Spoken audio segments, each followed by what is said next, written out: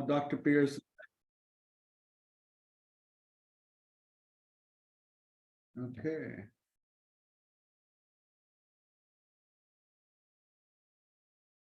So in today's webinar, we are going to be covering all the way from introduction to ion implantation, which is, I believe ion implantation is the core of all the process steps right now. It is the cornerstone how the semiconductor process is built. We're going to talk about it. Dr. Pearson is going to essentially take a deep dive into this. I would like to kind of officially welcome Dr. Pearson. He is essentially amazing journey right at RIT and before that. Dr. Pearson, in fact, began the undergraduate program at RIT. And if you look at it, along with Dr. Fuller, these were the individuals that really shaped the program at RIT. As in RIT alumni, I'm proud to kind of be connected again with RIT on various initiatives that we have. Dr. Pearson, essentially, he holds a Bachelor's of Science and Master's of Science in Electrical Engineering from RIT. He also pursued his PhD from State University of New York at Buffalo. He has played a key role not only in academia, but also if we go beyond, he oversees the ABET accreditation efforts at RIT as well as Virginia Commonwealth University. Additionally, Dr. Pearson has kind of really guided different curriculums, facilities as a consultant in various countries globally, be it companies or universities looking to build curriculums and facilities in USA, Mexico, Singapore, or China. And I am looking forward working with Dr. Pearson on various initiatives for India. Dr. Pearson, floor is all yours. Okay, I thank you, Baljit, and I'm very proud to have alumni such as yourself out there carrying the flag of the semiconductor industry forward. Let me see if I can find the right thing here. Hopefully everybody can see my screen. Yes, sir. Okay. Oh, this is my last slide. Hold on. In fact, Dr. Pearson, in our attendee list, I see a few RIT alumni is also listening to you today. Oh, that's good. Get a refresher course, I guess. Yeah. All right. So Baljit said that I needed to do a deep dive into ion implantation, and I wasn't actually sure how to do that. It could be too deep.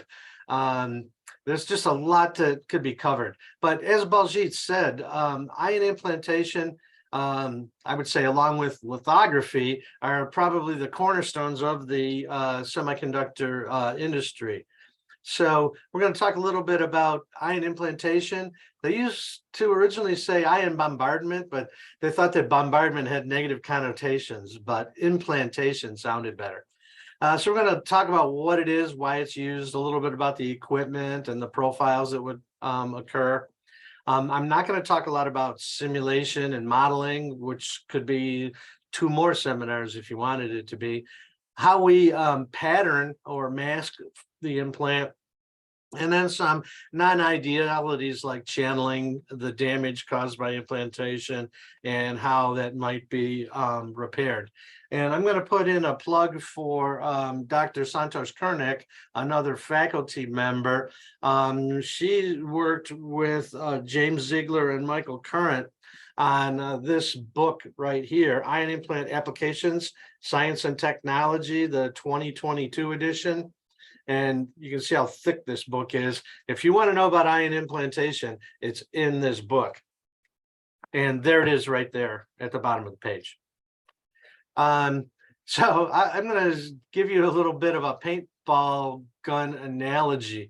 I don't know how this is going to work, Baljit. This is a YouTube video. Let's see. Maybe I got to share a different screen. Yeah. Well, you know what? I'll tell you what. This is made available to the people, correct, Baljit? Yeah. Yeah. So I think instead of actually showing it and taking that time, I'll tell people to kind of take a look at this. This is the Mythbusters guys. And basically what they did was they built a paintball gun array. And they fired off a 1,000 paintball gun array, and they made a picture of the Mona Lisa instantly with paintballs. All right. So what we're doing when we do ion implantation is we're not doing paintballs, but we're doing a series of ions being bombarded or implanted into our wafer. And the implanter that I'm going to talk about uses a beam that's about 1 centimeter in diameter for the spot size. Now you can have what's called a focused ion beam, where you could directly write a device pattern for a transistor, but you would have to have it focused very small. It's hard to monitor the dose, and it also takes a long time to write this because it's serially doing this. Even if you had multiple parallel beams, it would take a long time. And then some people say, what if you could have the beam that was the size of the whole wafer? Then you've got issues with uniformity across the diameter of the wafer of the beam that you would have. So what we're going to do is take this 1 centimeter spot size, and we're going to sort of scan it back and forth across a lithographically applied mask, and we'll get the uniformity and so on that we want as a result of that. You'll see a little more about that later on. Where's my mouse?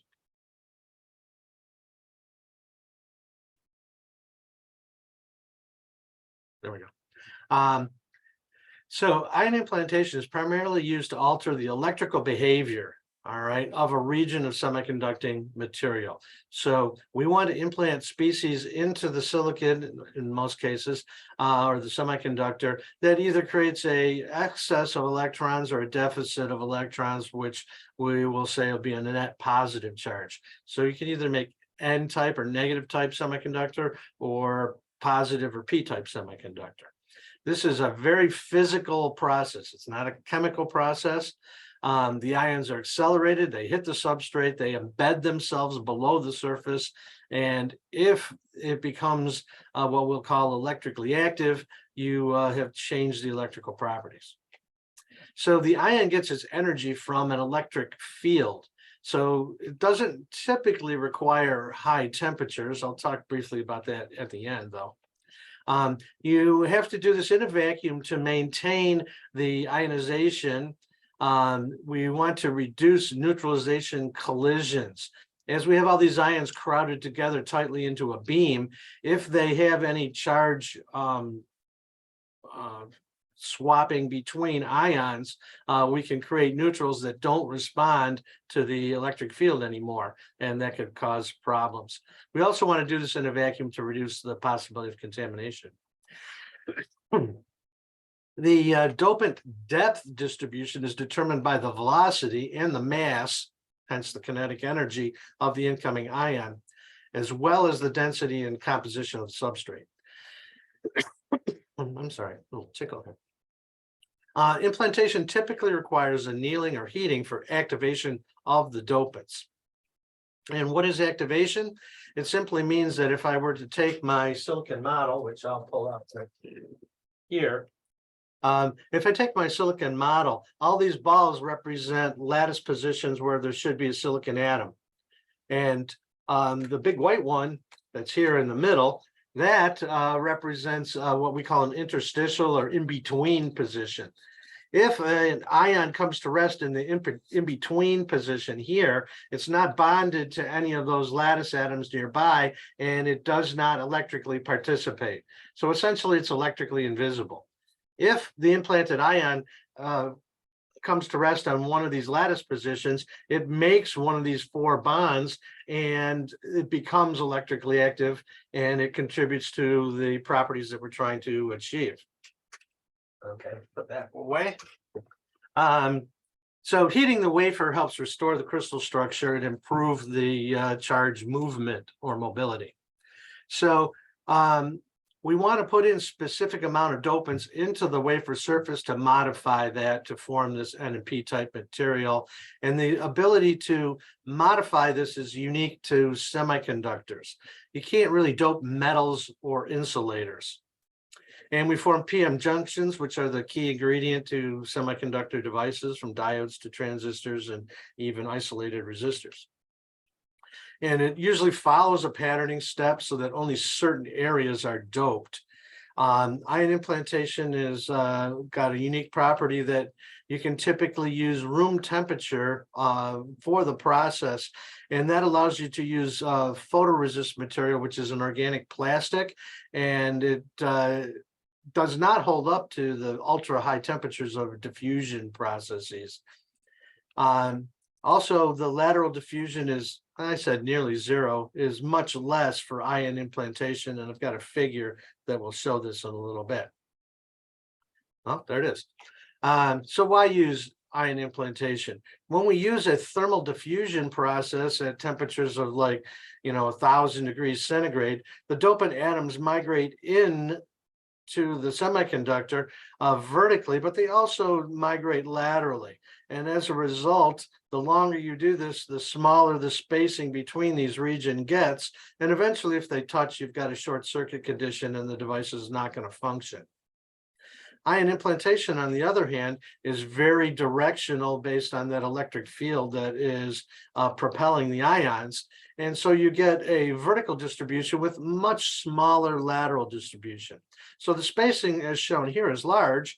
We could successfully reduce the size of this and still maintain an opening.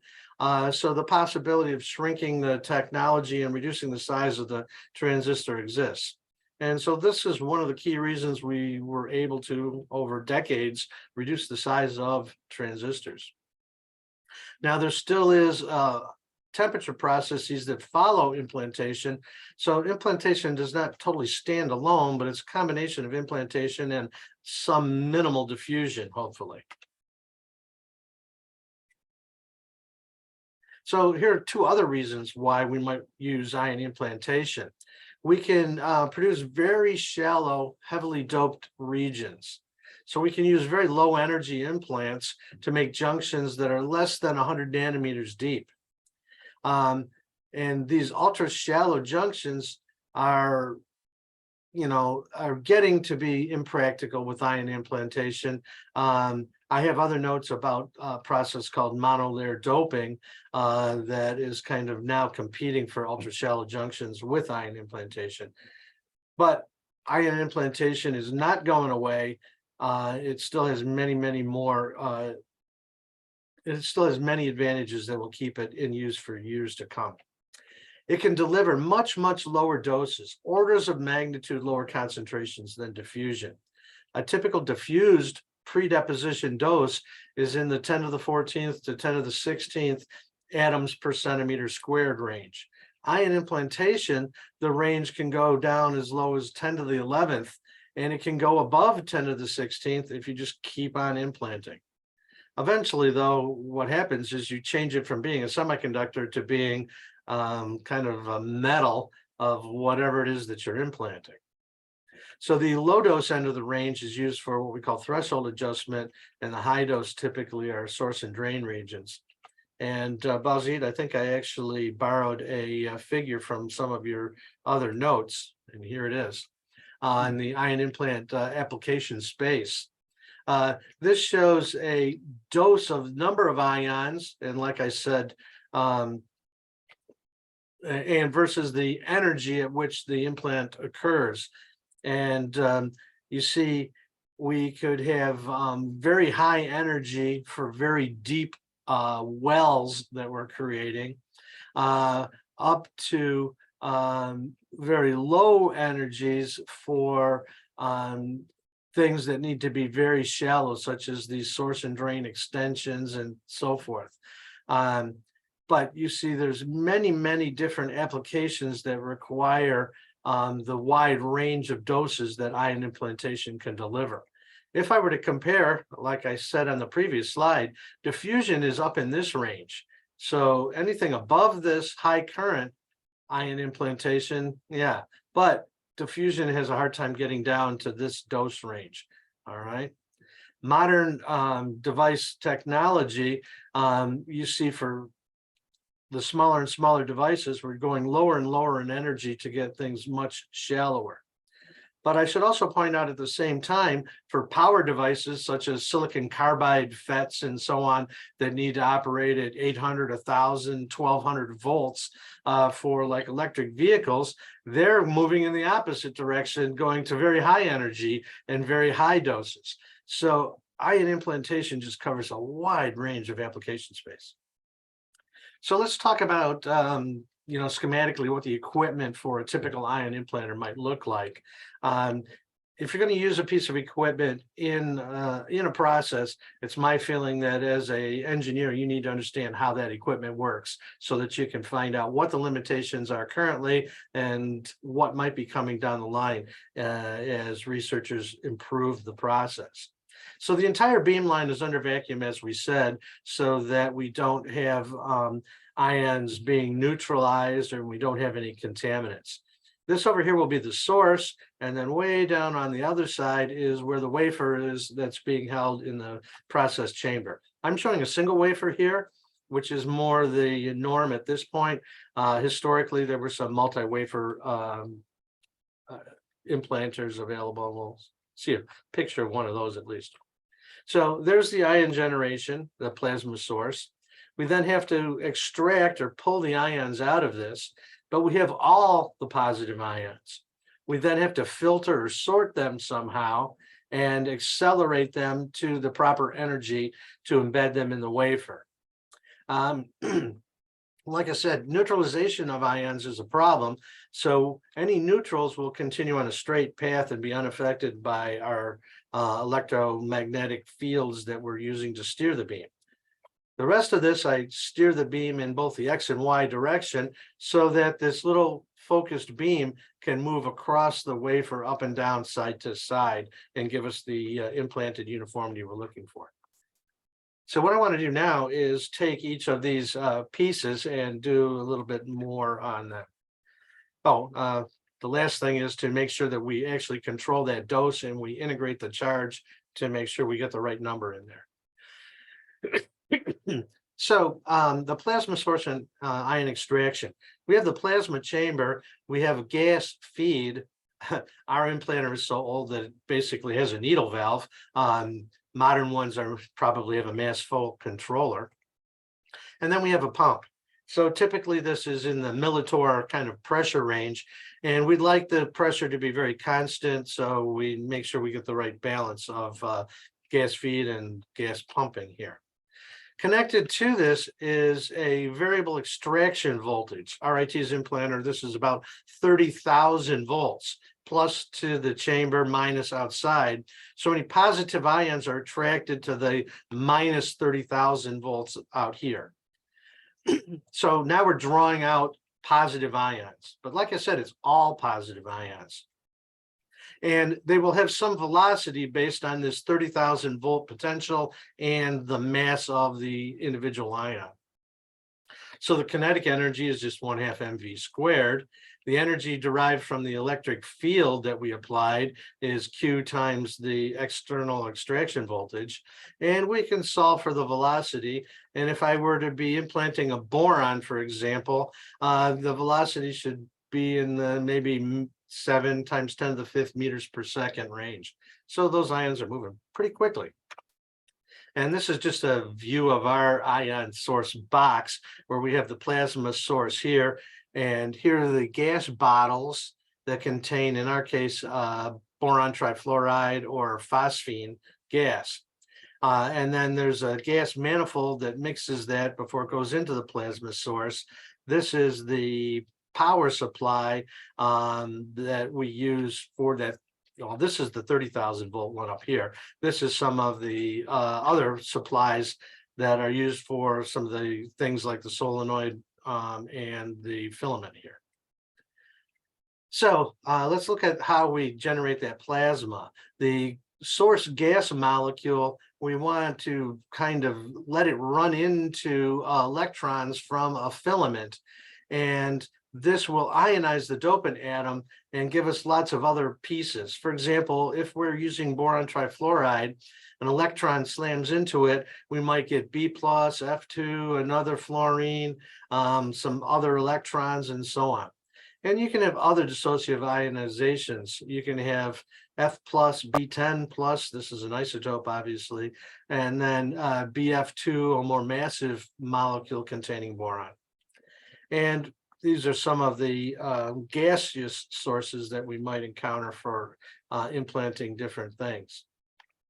A little bit of a word about gas sources. What I showed you was a compressed gas source, maybe 800 psi gas, and valve there. If there was something that cut this line and this valve is open, you would have a gas leak that you would have to detect.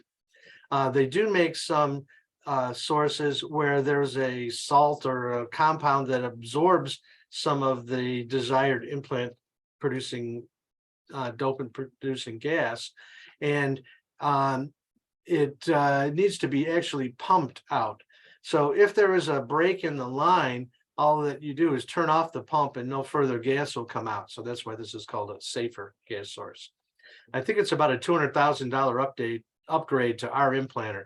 So we haven't switched from this yet to this because we haven't got the $200,000. All right, so back to the source and the ion extraction. Here is the plasma chamber, and I mentioned this filament here, and the filament will boil off electrons that have a high energy that cause the ionization. And the gas inlet is where the neutral gas comes in. Hopefully we get ionization here. We have the extraction outlet where that 30,000 volts pulls the ion out. So here comes our neutral in, and it gets to the chamber. There's our electrons boiling off of that to ionize it. And lo and behold, we get some ionization, and bingo, we get ions out. Now, these electrons, if they're boiled off and they're going to the outer wall of this chamber, if they travel in a straight line, their likelihood of hitting one of these gas molecules at low pressure is maybe relatively small. But if I were to put a solenoid magnet around it, the electrons traveling in that electric field will follow a spiral path, which is much longer, and it will increase the degree of ionization. So the solenoid helps me get a higher beam current out at the same pressure and so on. So these are just some pictures of this basic unit within our ion implanter. And you see this is that extraction outlet slit here.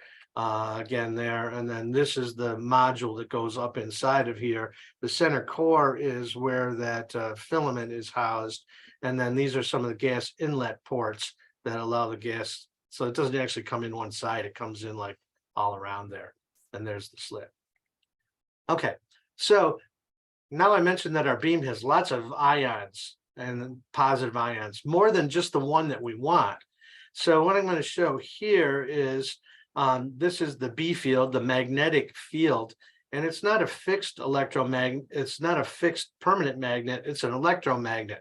So I can change the strength of this field by the current I put through the electromagnet.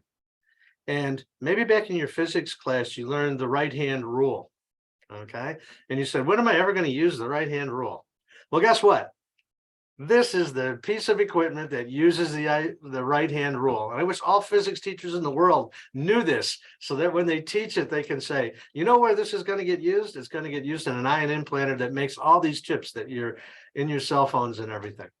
So anyways, the whole thing about the right-hand rule is if you have an ion moving at a particular velocity in a magnetic field, it will experience a force. So it will be deflected.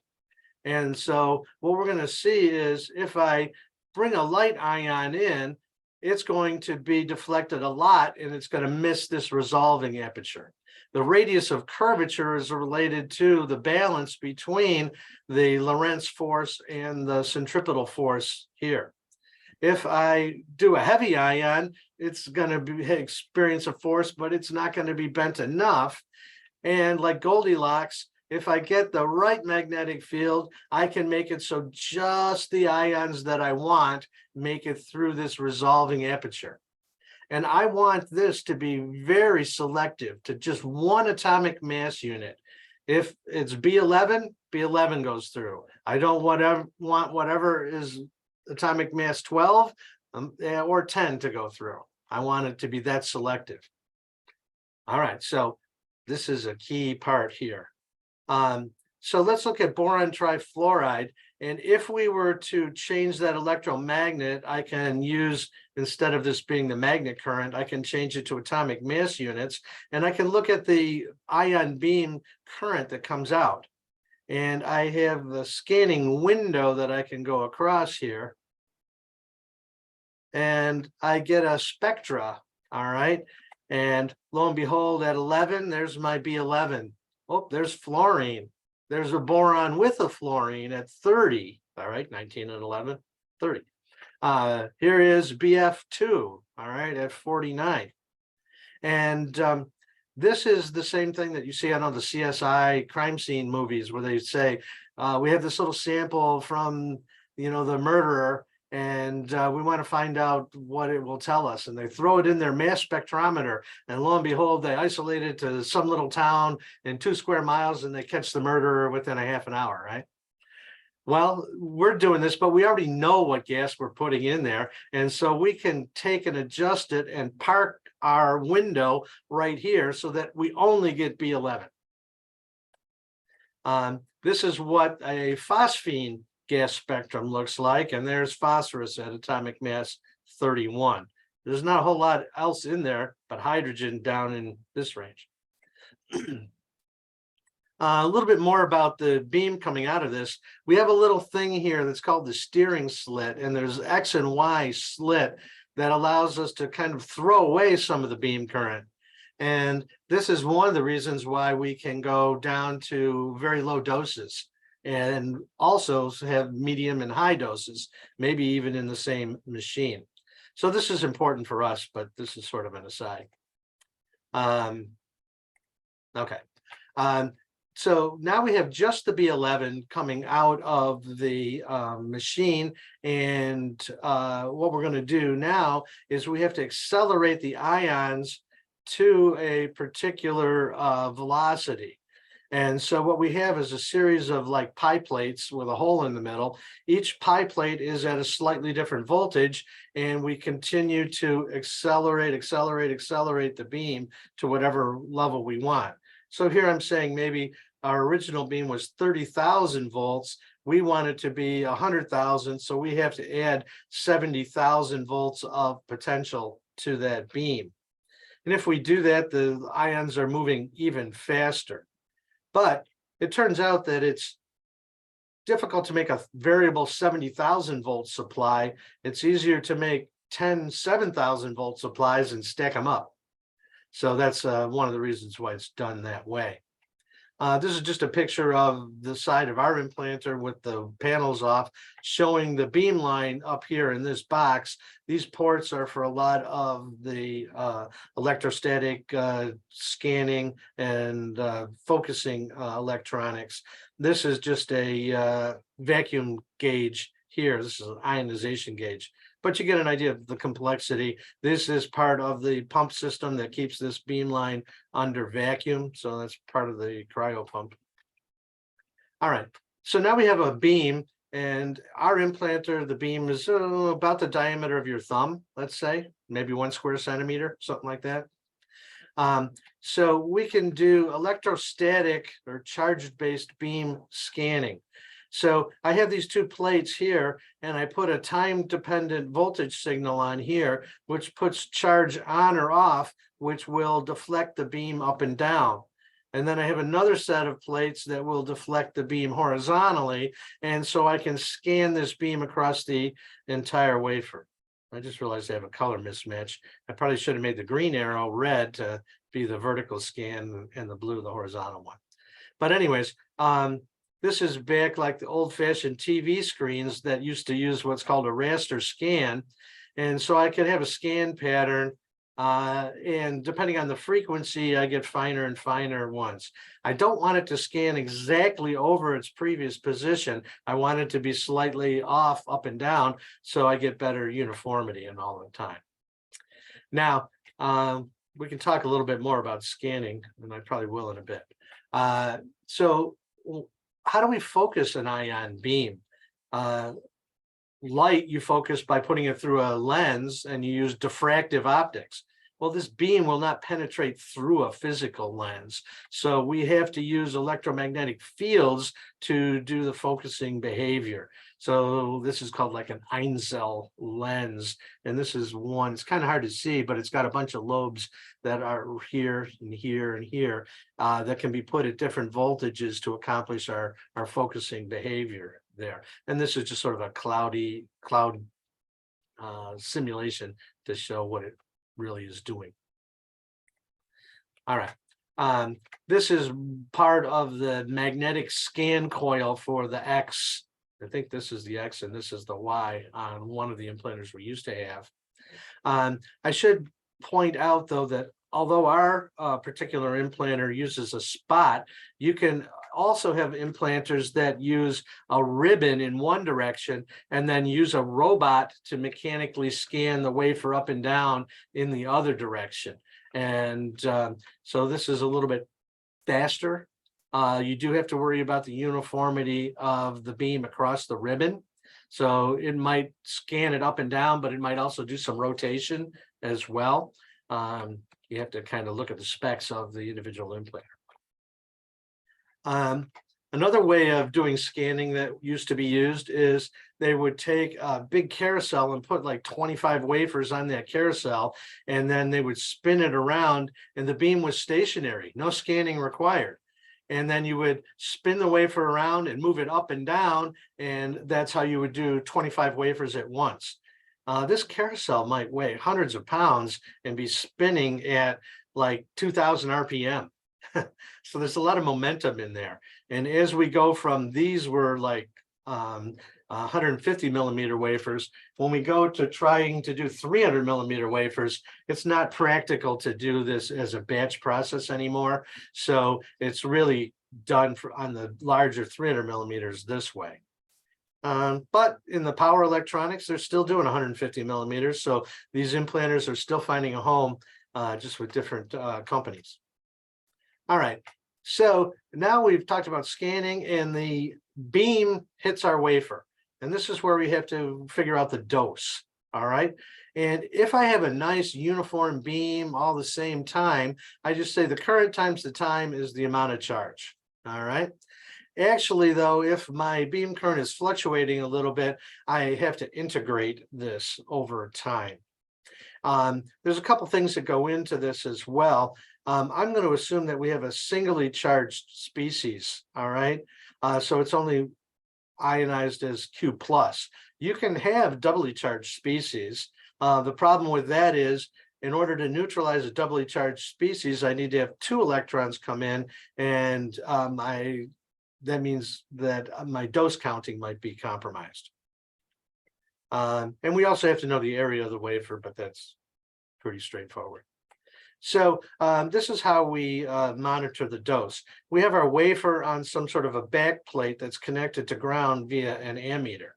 And here comes our incoming ion. Again, I'm going to say it's singly positively charged, and it strikes the wafer and embeds itself in there. 1 electron should come from ground to neutralize that, and I count it with my ammeter. Now, when this ion strikes the wafer, it might actually dislodge and knock off secondary electrons. If those were to go somewhere else at a different path back to ground, I would actually have to not put in 1 electron to neutralize this, but 1 electron plus 2 for the secondary, or 3, and my count would be messed up.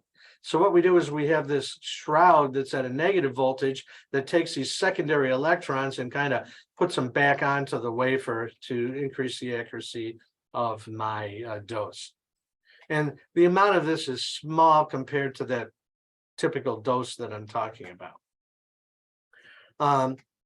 And So there's a couple of things. There's a thing called a Faraday cup, and I think Dr. Jackson has kind of a little joke coming up here. Maybe I didn't. Oh, I didn't include that on there.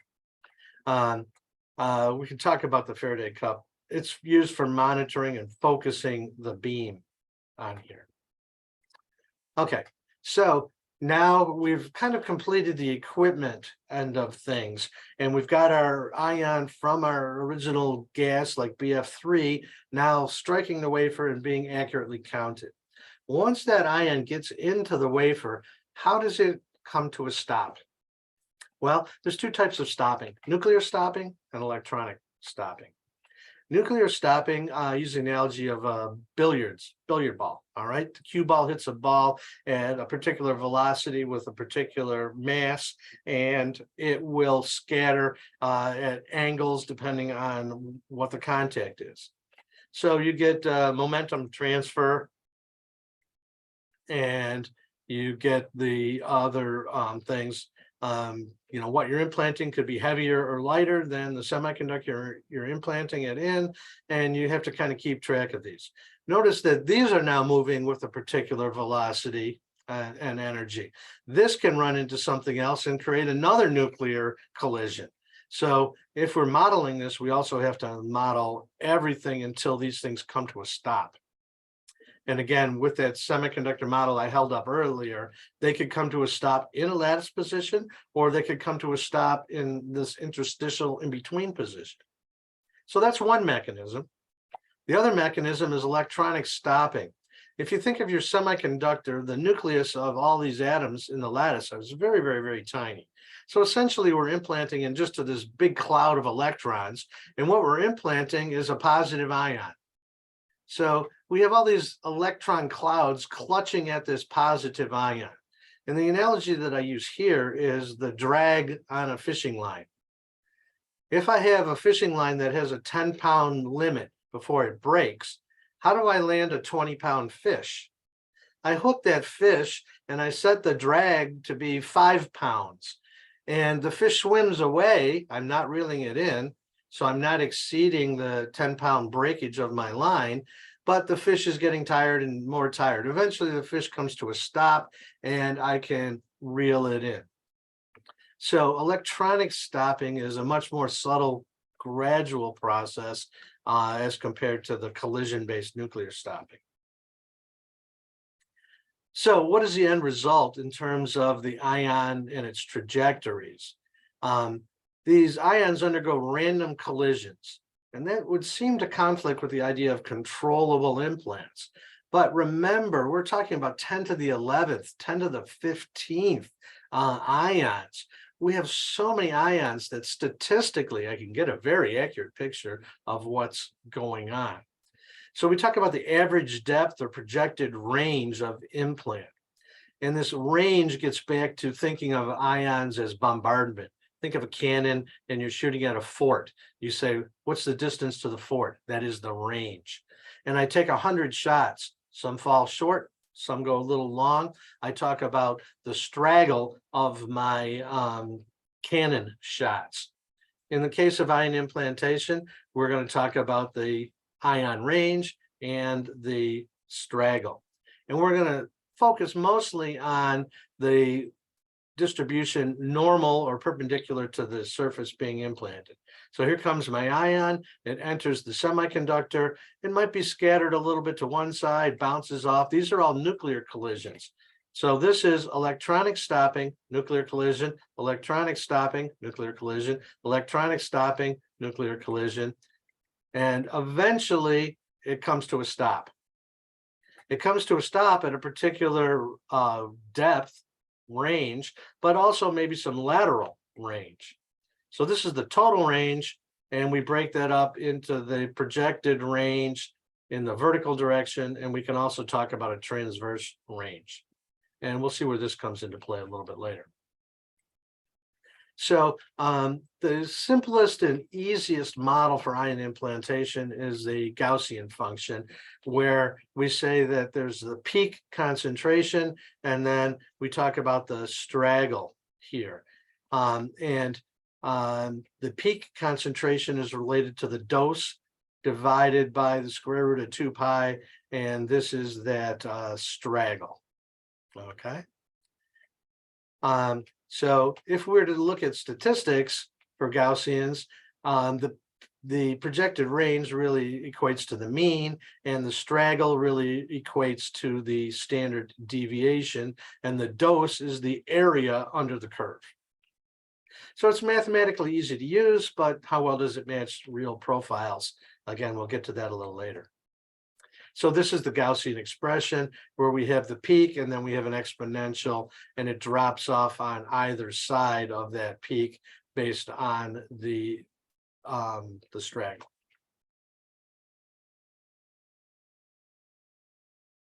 And so we can apply this function, and what we find is if we go 1 standard deviation away, you're at about 60% of the peak. If you go 2 standard deviations away, you're at about 14%. And if you go 3 standard deviations, you're at about 1%. So this is just gives you a rough idea of what that profile might look like. So this is a graph of the projected range for a couple of commonly used dopants in semiconductors. And boron is the lightest, so at any given energy, its range will be the highest. Antimony is the heaviest, its range will be the lowest. And this projected range is also dependent upon the target. This is in silicon. If I was to be implanting it into a different material, these would be slightly different. And this is the old way of doing it, looking at a graph. This has all been mathematically modeled and so on, so you can use software to determine any of these values. And not only do we want to know the projected range, but we also want to know the straggle information. Pretty much in the normal direction is the key, but maybe we're also interested in the lateral as we are shrinking the device dimensions smaller and smaller. It becomes more and more important. And again, this has all been modeled extensively mathematically. So calculating a profile for a simple Gaussian. I had this previously here, and I can find out what the concentration is at any position. Here, I'm going to say XM is the thickness of some masking material that's going to be blocking my implant. And I have this 1,000 here. I took my background concentration and I divide it by 1,000. The 1,000 is just a safety factor that makes sure that I effectively block the implant. I could use a safety factor of 100 or 10,000, whatever I choose. And it'll be a little bit clearer on the next slide or two. When we are working with that exponential, we have like this wafer background, all right? And let's say I had an N-type wafer and I was implanting P-type dopants, then this would be a junction between P and N because the P-type outnumbers the N. Over here is also a junction. So I would have an N region near the surface, a P region in between here, and then an N region below the surface. So both routes can be meaningful if this implant is deep enough.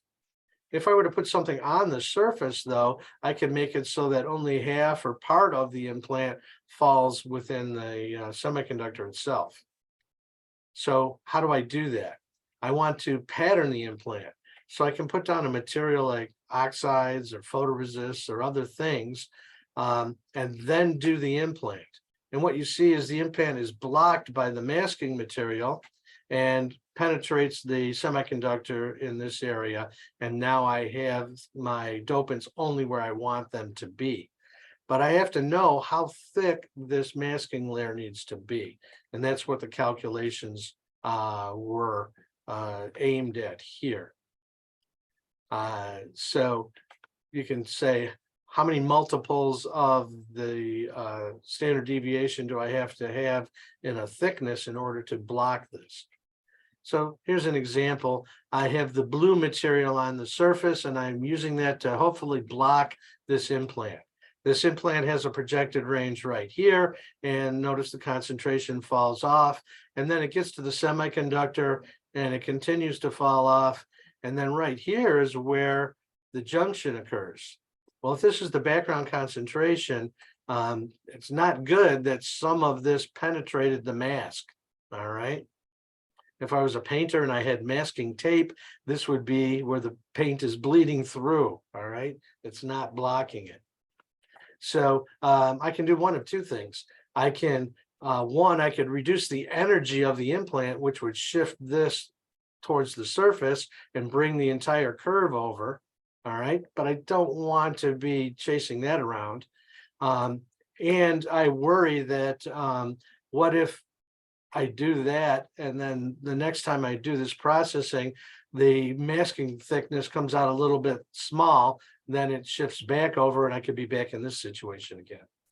So rather than do that, let's use a thicker masking material, and I do this, and now this falls off, and at the interface, I'm below the background concentration, and I say I'm okay. This is where that safety factor comes in. Is this a factor of 10 below, or 100, or 1,000? The larger the safety factor, the more I want, the thicker this mask has to be, and the longer it might take to deposit it and etch it and so on. So it might be a wafer throughput kind of an issue. Hey, Baljeet, how am I doing time-wise? Another 5 minutes. 5 minutes? Oh, I think not too bad. All right. But even ion implant is reaching its limits as we're scaling down into these, 20 nanometer, 10 nanometer, 5 nanometer. We're getting down into implant energy ranges of 1 keV. That's 1,000 volts. Our old implanter starts out at 30,000. So I'm way off to the right on our implanter, but in industry, they are making these. But you can see how the vertical projected range is being reduced from 5 to 1,000, but also the lateral is being reduced. So we are still able to get this smaller, but it's getting harder and harder for some of these implants. That doesn't mean ion implantation use is going away. There's still plenty of uses, but maybe right there near the channel, we've got to find some other things to do. So back to the nuclear and electronic stopping here. It turns out that the very light ions like boron stop by, this is what the nuclear stopping profile looks like, and that's what the electronic stopping is. Electronic stopping does very little damage. So that's good. All right. Heavy ions, on the other hand, this is what arsenic looks like for electronic. Electronic doesn't really care what the mass is because it's just positive ion, negative electrons interacting. Doesn't care about the mass of the nucleus. But this is what the arsenic nuclear looks like. So over the whole range of implantation energies, arsenic is going to slam into things and do a lot of damage. This is the difference between atomic mass 75 and atomic mass 11. Okay. Phosphorus kind of in the middle. All right.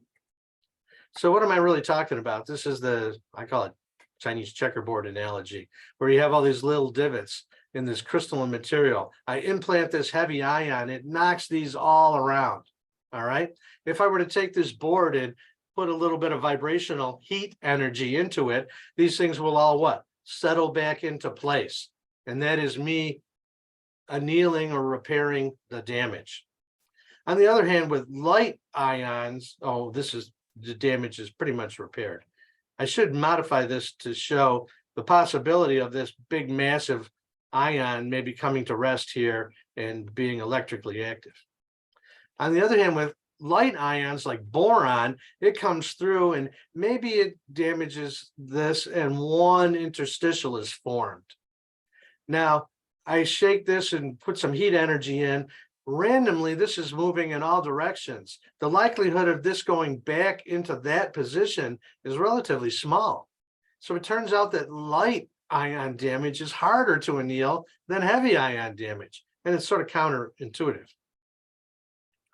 So again, light ions, electronic stopping, not much damage. It slows down, crashes around, and gets a heavy damaged region.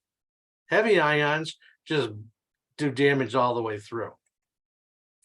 And multiple ions, you end up with an agglomeration of these type of things here that you have to kind of fix. So we want to, is that you? That's all right. It's just a poll questions. Yeah. Oh, okay. Should I? Now you can continue, Rob. What's that? You can continue. Okay. All right. I wasn't sure what they saw. All right. So if we want to activate the dopants, they need to find those lattice sites and they need to repair that.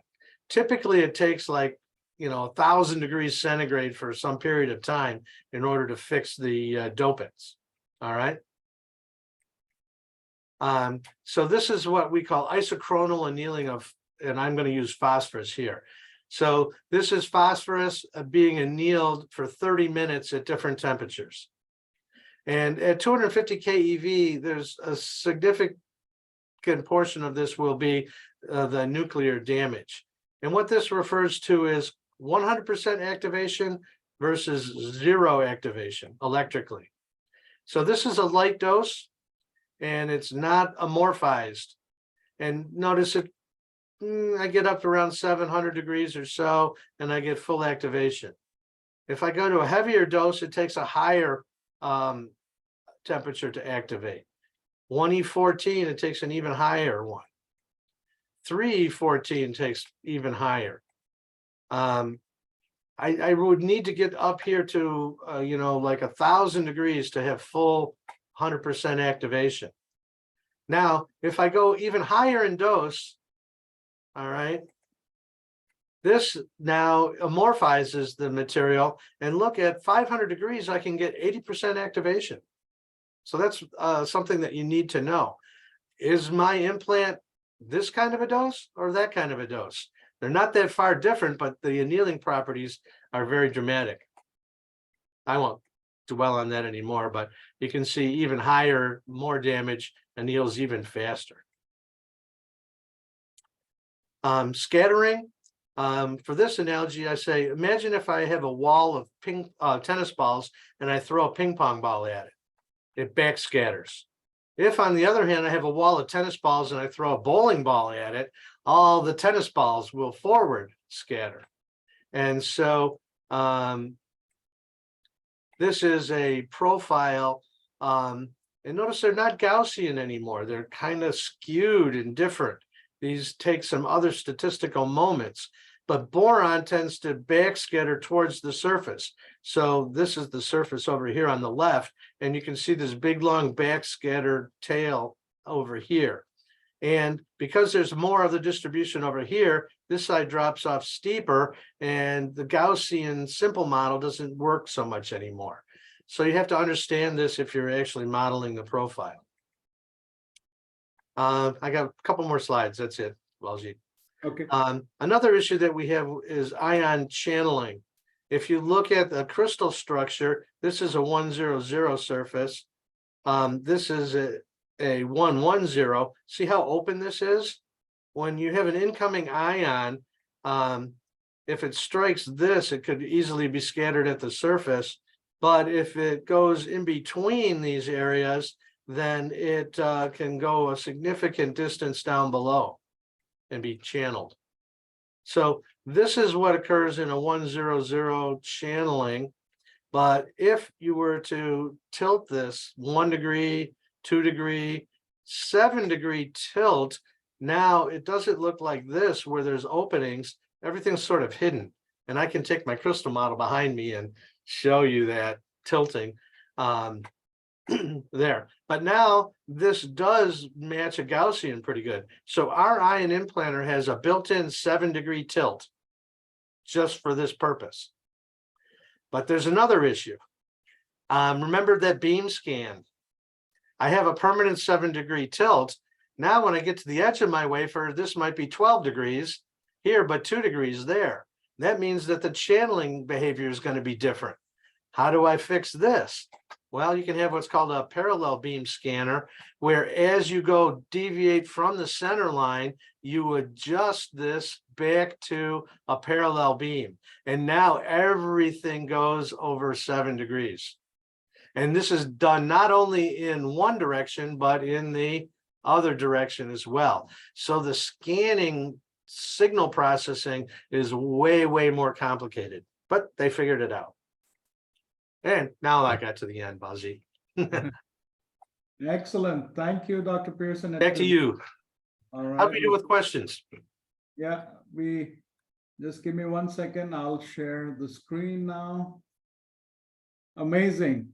We can spend few more hours just on implantation, but Dr. Pearson, you did an amazing way you took it from the basics all into a deep dive of ion implantation. You said deep dive. Yeah, definitely it is. So we'll just cover a few slides from my end, kind of illustrating what we are doing in the field of semiconductors under skill development program. Just taking a step back, the amount of opportunities that are emerging in semiconductor is amazing. If you look back at the numbers, the consumption of the semiconductor chips is really increasing. Let's look around from laptop to TVs, cell phones, smart watches. Everything that we see around is all chips around us. A data of 2021, almost 1.14 trillion chips were sold worldwide, which equates to about 140 chips that every person on the planet. And the number has increased from 2021 right now. The opportunities for jobs in this for career is amazing. By 2030, they predict that will be about 1 million additional jobs in this, which equates to 100,000 new hires every year. If we look at the India landscape, the number of fab announcements that are coming into India is also amazing. Every newspaper that you pick in India, they talk about only 3 topics right now, which is semiconductors, cybersecurity, and artificial intelligence. The typical jobs that are there in this field are, you can be a semiconductor engineer, equipment engineer, which deals with the equipment, process engineer, more towards photolithography engineer. So every process step requires an engineer. Every process step requires the equipment person who manages the equipment and the operators. And overall, at a factory level, you will find that there are people that are managing the operations, the data that's coming out of the amount of data is humongous in semiconductors. So there's a lot of data analytics happening. The average field application engineer is getting paid about 97,000 in this field. That's the national average. We have started a postgraduate diploma, which is essentially a unique India's first program, which has linkages to international advanced learning, and with a 6-month paid internship. You can take a picture of this. This QR code will take you directly on our website, which will give you details of the program. We have partnered with RIT for this program and also cybersecurity. I just wanted to kind of show a short video about the facilities of RIT. This type of program in microelectronic engineering, and it's an excellent program. I'm Lisa Minwell. I graduated in 1987 from microelectronic engineering. We were able to take what we were learning in the classroom and apply it in the lab. You got not just the theory, but also the application. We learned all the different aspects to semiconductors in our particular field. And to be able to participate in technology and technology development like that, it is very, very exciting. And not many schools have it. I started in research and development at Motorola, and the people I was working with were PhDs. And I had absolutely no problem working alongside of them and making contributions. So I felt very prepared. The people, the staff that work here are just incredible. Being a female and starting in the 80s in this particular program was a little bit daunting. There weren't very many female engineers, but the staff here always made me feel like I was on par with everyone else. This was the first. So what we are offering essentially is a postgraduate program at Rahat Bahara University. It's a university up in northern part of India. 1-year program with us, and then it's a 6-month paid internship. The way the program is laid out is essentially 9 months in India. We call this a foundation building. In this 9 months, you will not only learn about technical, but also soft skills. We believe soft skills are equally important as you go into the career development roles. Post that, you have the advanced learning. We are giving students 3 options. You can pick to do your advanced learning in India itself.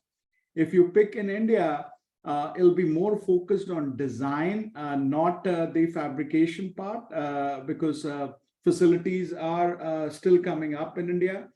But if you pick up US or Israel, you have seen the facilities at RIT.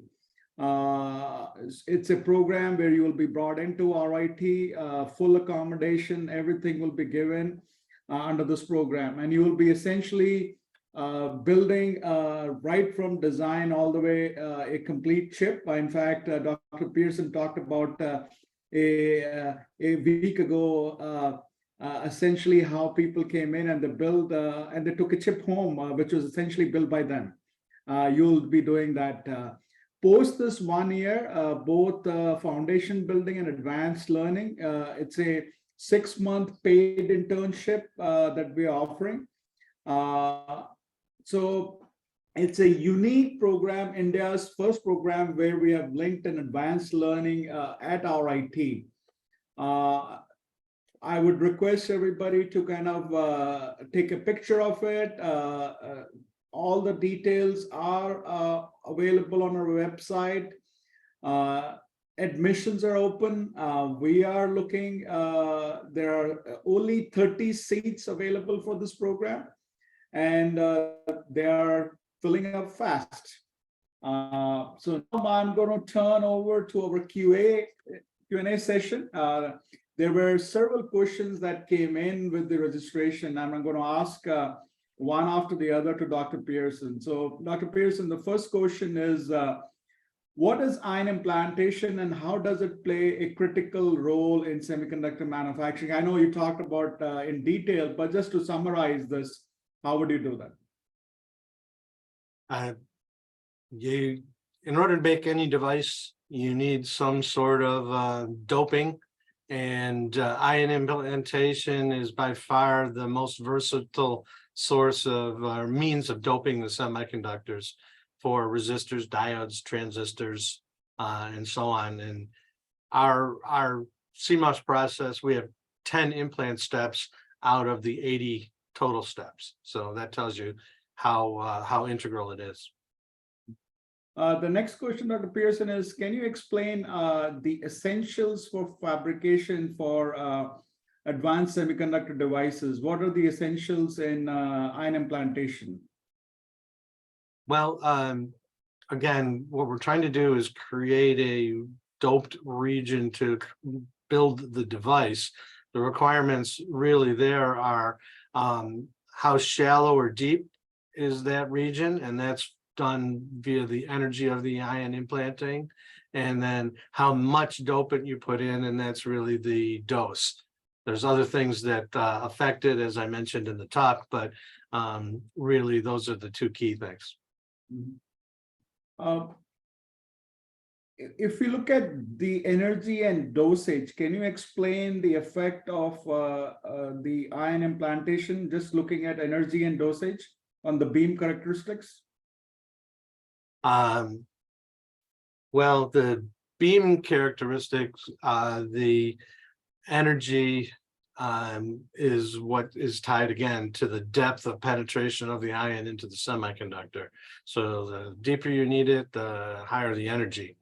And typically devices that require very deep implants are ones that work at very high voltages. So power electronic devices typically take high voltage, high implant voltages, and high beam energies. The lower you want the resistance of an area, the higher the dose. So for low resistance regions, like source and drain, high dose. Dr. Pearson, what are the common applications of ion implantation in semiconductor technology? Now, there are quite a few. Again, at the low dose end of it, creating wells, N wells and P wells for complementary MOS devices usually requires a very low dose. Medium dose applications are for like lightly doped drains and sources.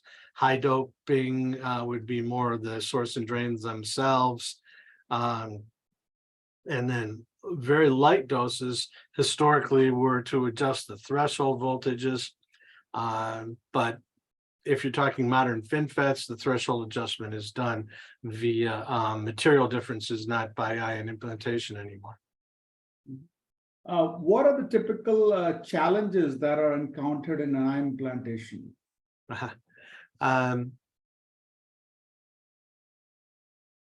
The equipment itself typically does a good job in terms of uniformity and repeatability and so on. It's difficult sometimes to maintain or monitor the results midway through a process. So for example, I said that we have 10 implant steps out of 80 in our CMOS process. We might not know until we finish the wafers exactly what the results were at the intermediate level. So, you know, you don't want to run lots and lots of control wafers just to monitor things, but that becomes the biggest challenge, is to verify what you're actually what's actually happening. The last question, Dr. Pearson, what are the latest advances and trends that we see in ion implantation? Well, I kind of mentioned it at the end there that as we're going to smaller and smaller feature sizes, we want to use lower and lower energies.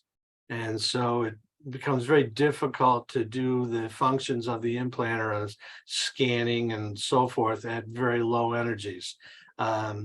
This is where plasma immersion doping comes into play, monolayer doping, which isn't really implantation. So there's those challenges. At the other end, for some of the things like making silicon carbide FETs, they're using aluminum implants into the silicon carbide, but to activate those dopants, they're actually having to implant while the wafer is at like 400 degrees centigrade. So now temperature during implantation becomes a factor. So that's different implant equipment. Great. Well, that was the end of our Q&A session. Dr. Pearson, really thank you for an amazing session. We look forward to connecting with you in future sessions. I'm 100% sure all these sessions that we're hosting are very valuable. We're getting a lot of positive comments. In fact, to all our Facebook viewers also, thank you. Stay tuned for our next webinar, which is all, in fact, again, going to be on semiconductor. Coming in will be Rami Kelmer from Applied Materials, who will talk about the role of a customer service engineer and what a customer service engineer does in the field to maintain the equipment. So stay tuned. We will talk to you all soon. Thanks again, Dr. Pearson. All right. Thank you on Sunday. Thank you. Bye-bye.